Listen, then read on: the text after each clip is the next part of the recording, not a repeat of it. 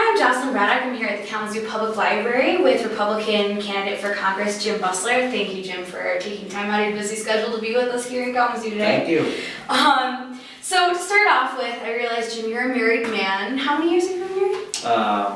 26 years this May 28th. Wonderful. And you have two grown boys now that are both married themselves. Yep. So obviously you have a very close, tight-knit family relationship. But as far as professionally, what were you doing before you decided to run for Congress? I was a nurse, and that's pretty much what I've done my whole adult life is nursing. Almost as long as I've been married.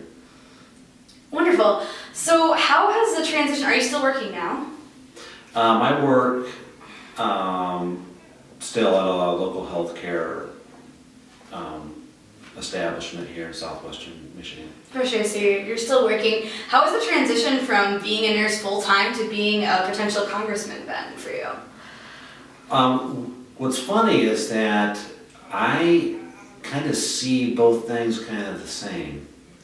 One thing that you learn in nursing is you are many times the last line of defense for the patient's safety. And because it's you who is going to administer the treatment or the medication that's been ordered, so it's up to the nurse to understand what the orders will entail for that patient.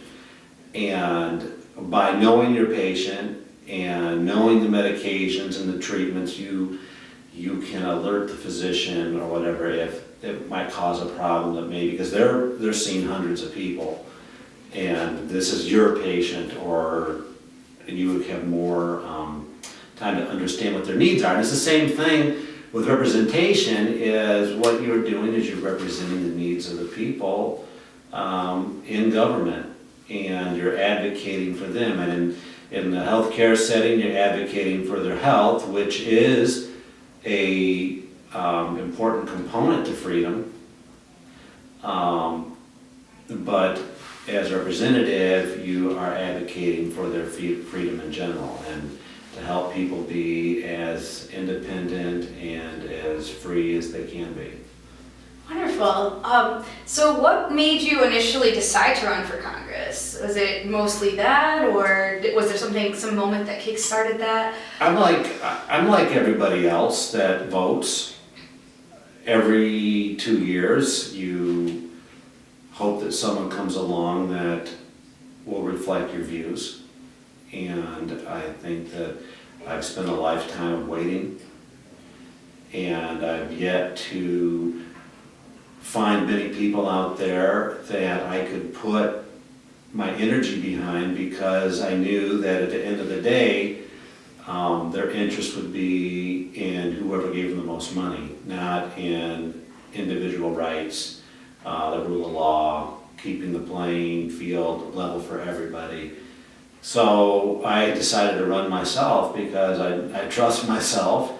I know that I am firmly committed to the people in southwestern Michigan, in that if what they want is a fairer government, less government, they want their freedom maximized, I think I'm the candidate for them.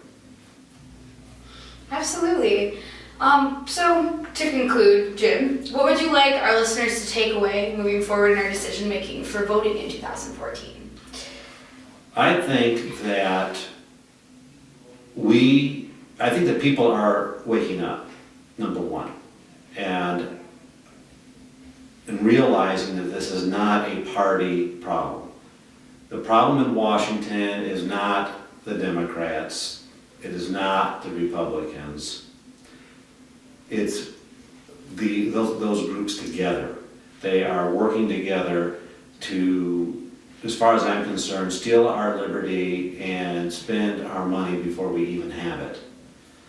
If you want somebody to restore common sense government, help people to be able to keep more of the money that they've earned, and to maximize their time at home with their family and friends, I think that I'm definitely your choice. If you want somebody who's going to take seriously their oath to uphold and defend the Constitution, that I'm definitely the person you would want to vote for. Well, thank you so much, Jim, for being with us, and we'll be certain to look into your policies, and I wish you a positive outcome in your candidacy. Thank you.